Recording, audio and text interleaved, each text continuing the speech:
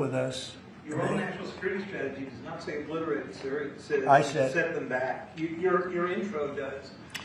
Well, the Atomic Energy Commission said obliterated, and the people that have seen the site said obliterated, and frankly, Iran said it was obliterated. And to show you how accurate it was, and you know, I fight for the pilots because the pilots and those people went in there at great risk, and they hit every single target on every single bomb, and they did a lot of damage. And for them to be given anything less than 100% of the credit is unfair. So I will tell you, the Atomic Energy Commission said it's like gonzo. It's one person actually used the term obliterated, but Iran actually said that they probably can never go there again. They can probably never start there again. If they ever started, they'd probably choose a new site. But regardless, we took out the Iran nuclear site with great talent. No other country could have done that. No other country has weapons like we do, but no other country could have done that.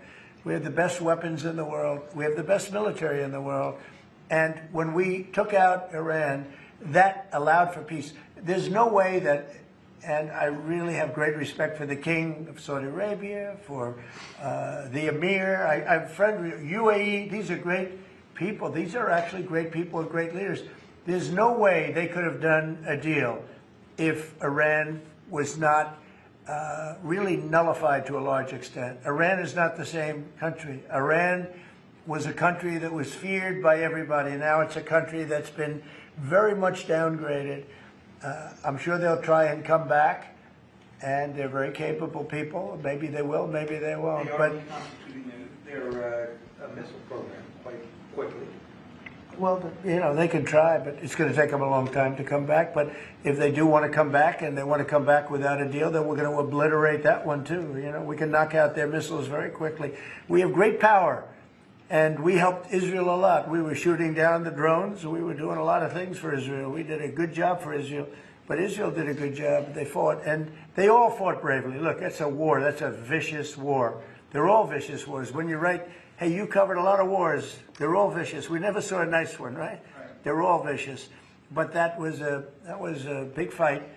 But the big thing was the knockout of the possible nuclear capability. And it was a complete knockout of nuclear capability. That doesn't mean that over the next 2 years or 3 years they're not going to come back or not going to try. I think they got hit so hard. They may talk about trying, but I don't think they want to try. And I can tell you that they would love to be able to make a deal with me.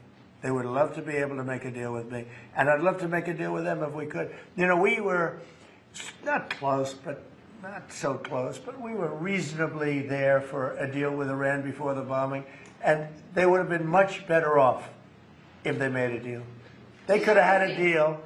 They could have had a deal where they would have been much better off. Look at what we've done. I mean, their place is blown up. Forget about the nuclear. The nuclear is gone, but look at the damage they've suffered, the death that they've suffered. They could have had a deal with nobody would have died, no buildings would have been down, nothing would have happened. We would have blown up their nuclear. That would have been it. They could have had a great deal, but they missed that opportunity. But they would like to make a deal right now. Iran would like to make a deal with me.